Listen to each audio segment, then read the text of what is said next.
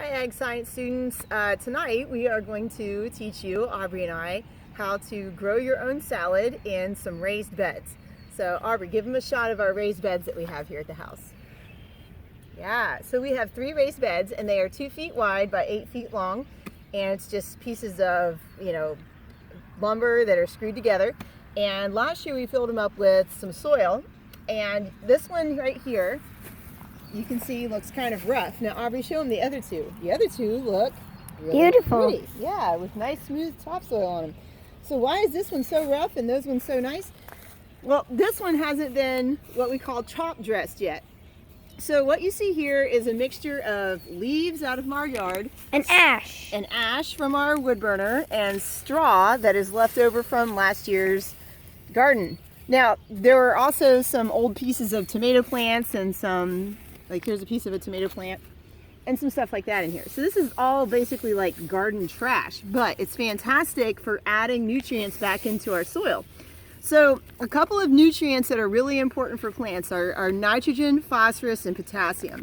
So nitrogen is kind of like the protein for the plant. Nitrogen gives plants their green color. Nitrogen helps with photosynthesis. It's the most essential nutrient for plants.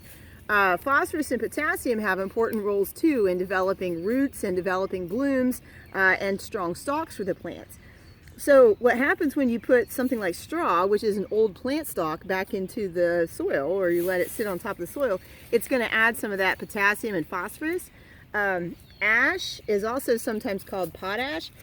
Ash is going to add potassium. It's also going to make the pH of the soil a little less acidic, so it's going to bring our pH up, kind of like limestone would. So these are all things that are really, really good for our soil. The straw and the leaves are also going to aerate the soil. In other words, they're going to keep the soil from being so compact. They're going to make pockets of air.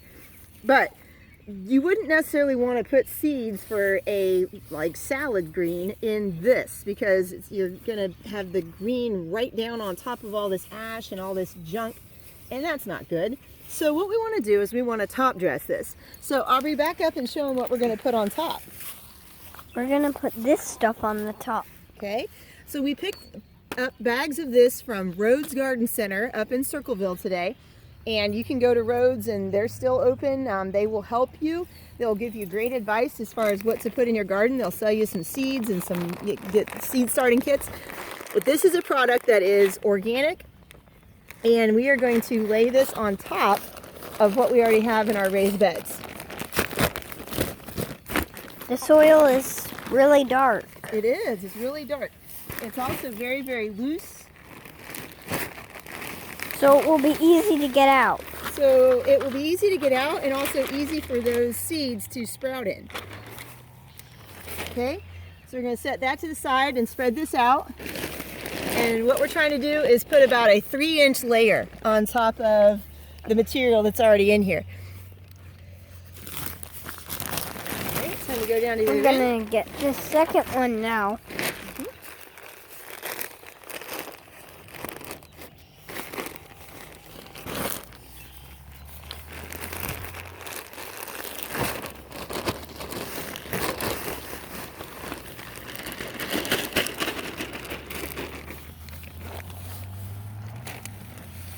It's uneven in mounds over here. Okay, so this soil is sold by the cubic foot.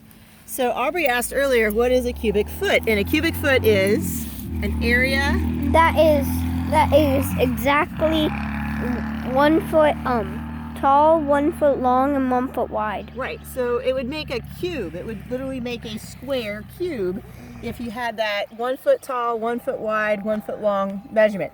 And potting soil mixes are almost always sold by the cubic foot, or they can also be sold by the quart.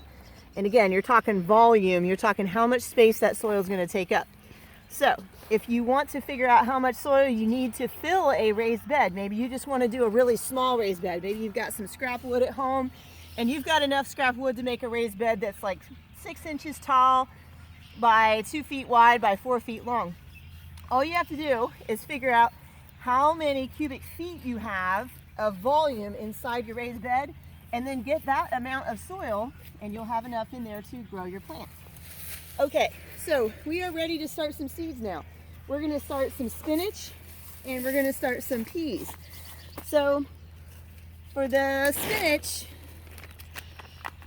we are going to establish some rows. All right, and we want to space our spinach seeds out about 2 inches. They already have spinach in the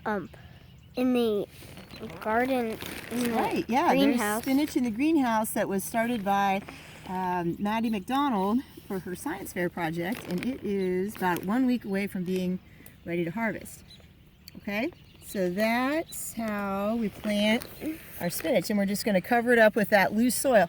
So the nice thing about this is when this spinach sprouts, again, it's going to have its leaves right here close to the soil.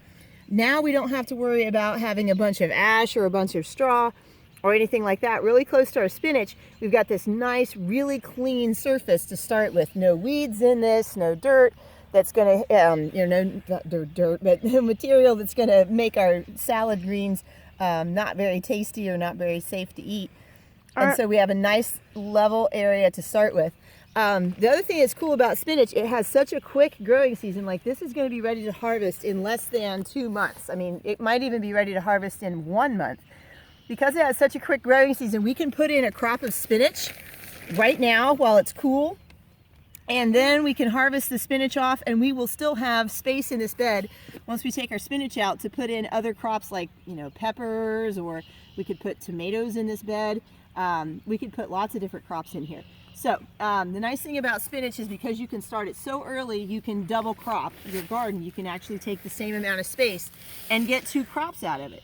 So really, really easy project that you can do at home is to make a raised bed. If you don't have a garden area, you don't need one. You can just make a raised bed out of whatever scrap lumber you can find.